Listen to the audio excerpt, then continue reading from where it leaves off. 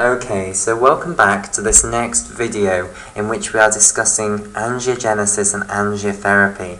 Okay, so we're currently in the process of discussing angiotherapy for cancer. Okay, so we've been discussing this concept of the angiogenic switch, which is this concept that in order for a tumour to get beyond 1 to 2 millimeters in size, the dominant clone needs to evolve such that it has an overactive angiogenesis signaling. Okay, so for instance, overexpression of vascular endothelial growth factor would be an example of how you can move from one clone which can only get to the size of 1 to 2 millimeters to a clone that can then get much bigger than that in size. Okay, and I should say that this theory is still controversial. Okay, some people still rigidly believe that the tumour should be able to hijack the normal angiogenesis pathway which occurs in hypoxic regions. Okay, but the emerging viewpoint, the more dominant viewpoint now, is gradually becoming that a mutation is necessary basically in order for you to turn this angiogenic switch on to get past 1 to 2 millimeters in size. Okay, and it's not really understood why that is, why the normal physiological process of angiogenesis in areas of hypoxia wouldn't be enough to cope with this basically and vascularize the tumour itself. Okay, but it doesn't seem as though it can. Right, so then Judah Folkman was the first person to suggest that if we could inhibit angiogenesis, we would have a very good way of stopping the development of the cancer basically. Okay, we'd be able to stop it getting bigger than 1 to 2 millimeters. In addition, remember, for metastasis to occur, the tumour cells need to get into blood vessels. If there's no blood vessels in the tumour, then they're going to have a problem getting into blood vessels. Okay, so stopping angiogenesis would hugely also prevent metastasis. Okay, potentially it wouldn't stop it altogether because the cells can, after all, migrate, so they can migrate out of the tumour. But you would think that if you stop the development of blood vessels into the tumour, that would hugely help to prevent metastasis. Okay, and the other nice thing about this is that angiogenesis isn't hugely important physiologically. Okay, yes, it has its functions in wound healing, in places where there is hypoxia, and also in the menstrual cycle, but that's a minor physiological role compared to, for instance, what our classical chemotherapeutic agents do. Blocking angiogenesis would be rather minor basically. Okay, our classical chemotherapeutic agents, the way they work is literally just stopping cellular division in every single cell in the body. Okay, and that obviously has major consequences, hence the horrendous side effects that classical chemotherapy brings with it. Okay, so you would think that anti-angiogenic therapy would potentially be better tolerated than classical chemotherapy. Okay, so it seemed really hopeful, and indeed it has become a reality. There is a drug used clinically that blocks angiogenesis. Okay, and this drug is bevacizumab. Okay, and it's a monoclonal antibody, which I'll explain exactly what that means in just a moment. Bevacizumab.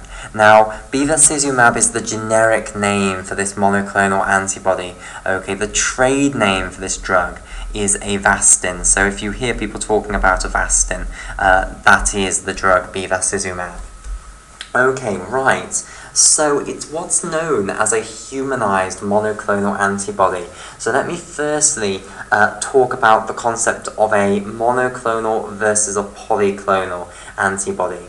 So basically what you have to understand is that when people talk about polyclonal and monoclonal, they're not talking about an individual antibody molecule. Those words make no sense when you're just talking about an individual antibody molecule. They are talking about a mixture that contains loads of antibody molecules. So basically, when you talk about polyclonal versus monoclonal, you are not talking about an individual antibody molecule. Instead, you're talking about a preparation like so, maybe some serum, okay, from some animal, which contains absolutely loads of antibody molecules here. Okay, so loads of antibody molecules in it. Now, if this is a polyclonal antibody preparation, okay, what that means is that all of the antibody molecules in this preparation are targeted against a single protein. Okay, so let's draw a protein here. This box can represent our protein. We'll call it protein A here, just for protein arbitrary. Okay, and basically, if it's a polyclonal antibody preparation, all of the antibody molecules here will bind to protein A. Okay, so they're anti-protein A antibodies. The thing is, they will not all be identical molecules. Okay, i.e. they will not all have identical antigen binding sites. And the reason is, different antibody molecules will end up binding to different portions of protein A. So if I make protein A a little bit more interesting, it might look something like this maybe. Okay, so it's got loads of little facets coming off it basically, and little sites where an antibody molecule could bind. So for instance here, these are called epitopes. So basically we would say that all of these different antibody molecules in this polyclonal antibody preparation, they would all bind to different epitopes on protein A. Yes, they all bind to protein A, but they bind to different sites on protein A, and the fancy word for different sites on protein A is different epitopes of protein A. So that means that the antibody molecules are all going to have different antigen binding sites so that they can recognize these different epitopes of protein A. Okay, right. So that's the concept of a polyclonal antibody preparation. A monoclonal antibody preparation means that the mixture contains loads of antibody molecules that are all identical. Okay, they all have the exact same antigen binding site, and they all bind to the exact same epitope of protein A. Okay, so this is something more difficult to come across, okay, because if you just inject protein A into an animal, then the animal will launch an immune response against protein A, assuming of course protein A is not a self-protein for that animal. Okay, and it will produce loads of different antibodies that bind to different epitopes, basically. Okay, so if you then took a sample of blood from the animal, you'd end up with a polyclonal antibody against protein A. Okay, monoclonal antibodies are produced without animals, basically. They're produced from cells that are derived from a single type of B lymphocyte, basically, that produces a single type of antibody. Okay, and that's how we create monoclonal antibodies. So bevacizumab then is a preparation containing loads of identical antibody molecules. That's what it is meant by being a monoclonal antibody. Okay, I'll explain what it means to be a humanized monoclonal antibody in just a moment. Okay, right, so I firstly should probably tell you what bevacizumab is actually an antibody against. So it's an antibody against vascular endothelial growth factor A, okay, or we could just call that VEGF, but I'll put the A for emphasis here, okay. So that's how it works. It binds to an epitope of vascular endothelial growth factor A, and I've just realized how useful this was. I can now claim that I meant that this was VEGF-A, okay.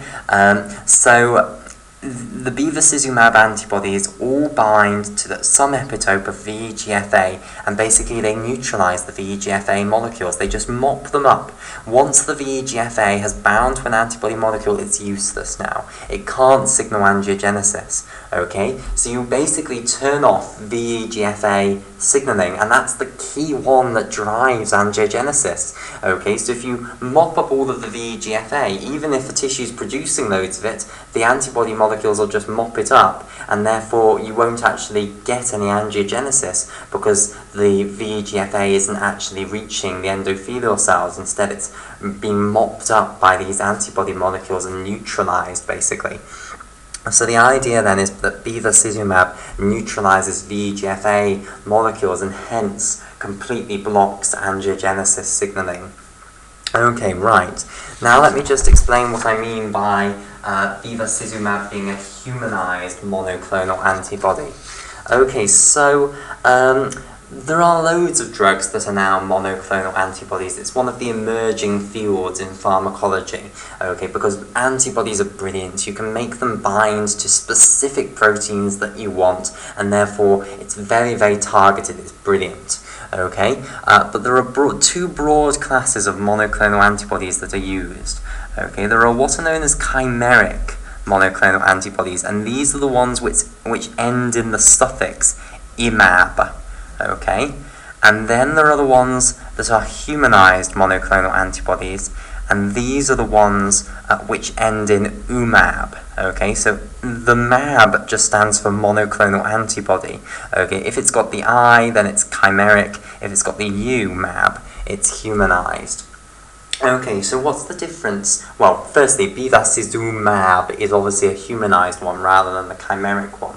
Okay, but what is the actual difference between a chimeric monoclonal antibody and a humanized monoclonal antibody? Well, this actually is a difference from the level of the antibody molecules themselves. So let me bring out the antibody molecules. So we can forget about the monoclonal now. We understand what that means. That just means they are all identical molecules in the preparation that we've got there. Okay, but now let's actually look at the individual antibody molecules. Okay, so antibody molecules then, they are made out of 4 separate proteins, okay, 2 heavy chains, which are these proteins in orange here, so those are the heavy chains, and 2 light chains, and these are all attached to one another by disulfide links. So the 2 heavy chains in the middle are attached to each other here, and the light chains are attached onto the heavy chains.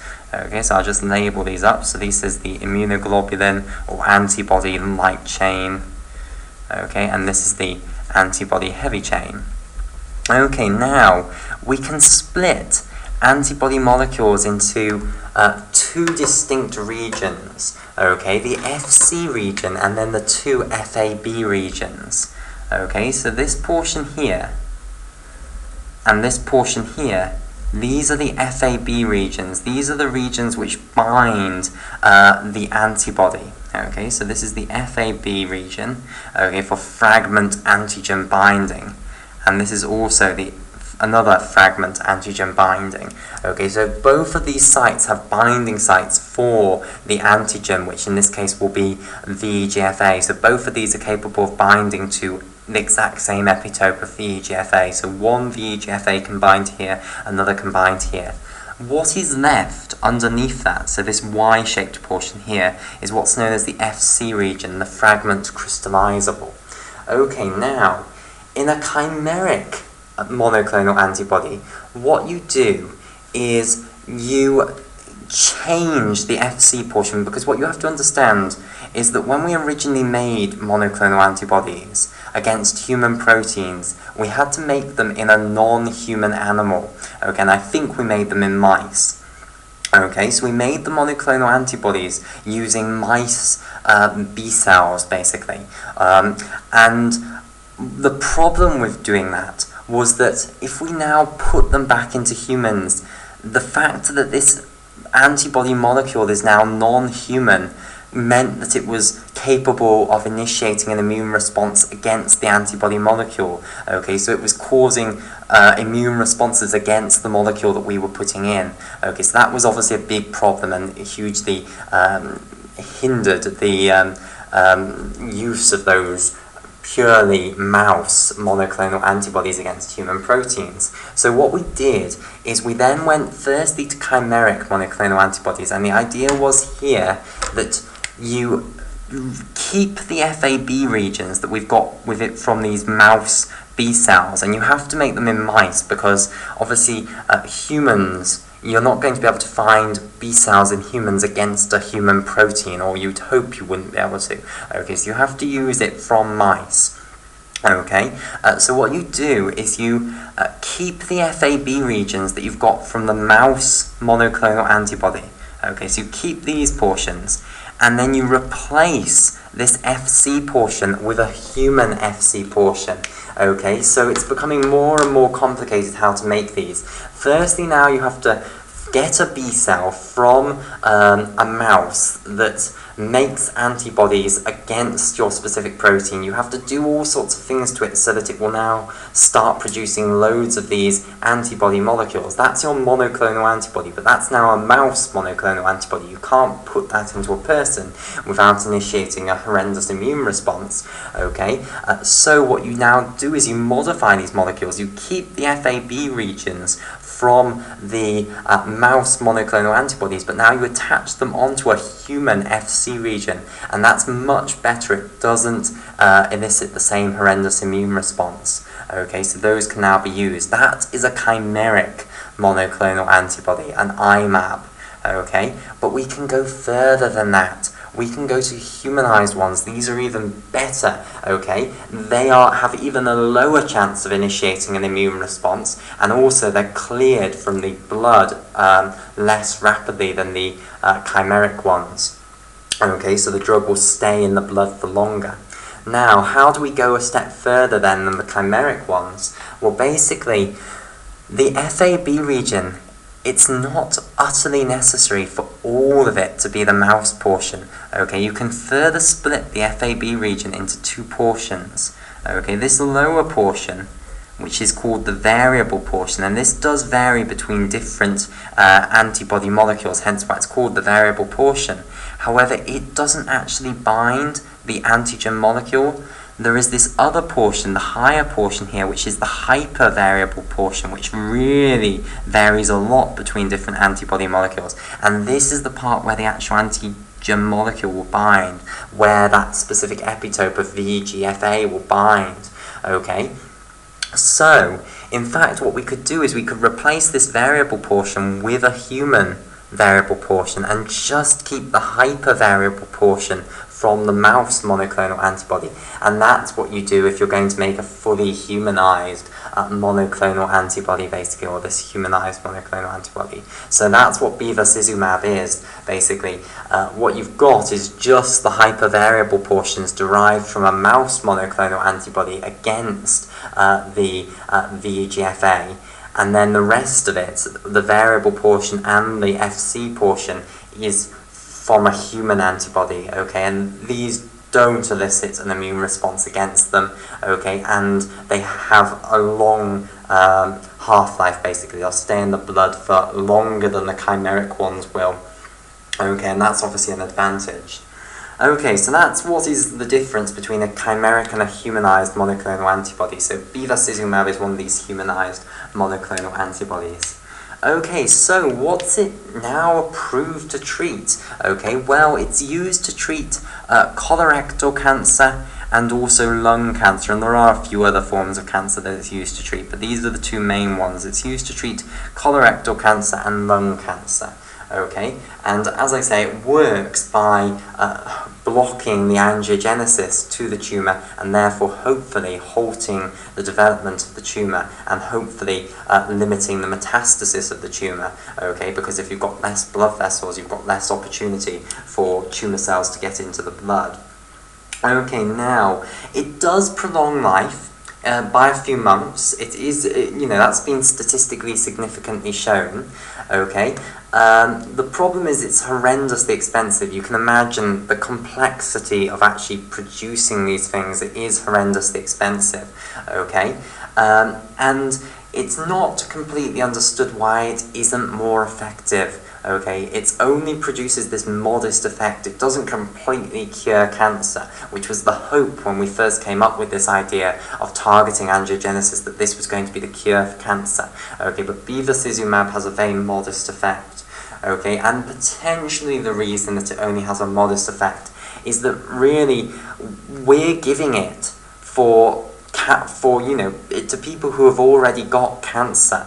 Okay, their tumours will have undergone the angiogenic switch, yonks ago. They'll have got a huge vascular network inside their tumour already, okay, and giving a monoclonal antibody against VEGF-A is not going to reverse that.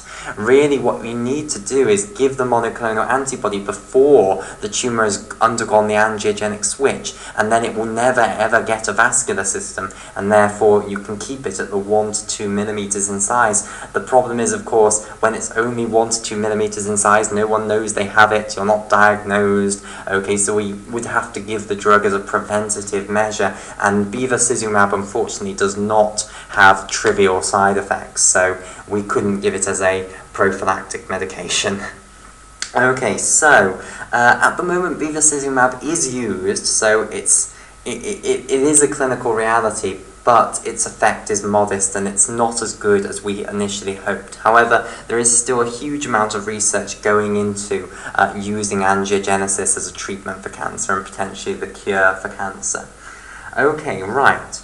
So what we'll do is we'll call it there for this video, and in the next video what we'll turn our attention to is diabetic retinopathy. We'll see the involvement of aberrant angiogenesis in diabetic retinopathy, and again we'll see how bevacizumab, this monoclonal antibody against VEGF-A, is used to treat retinopathy.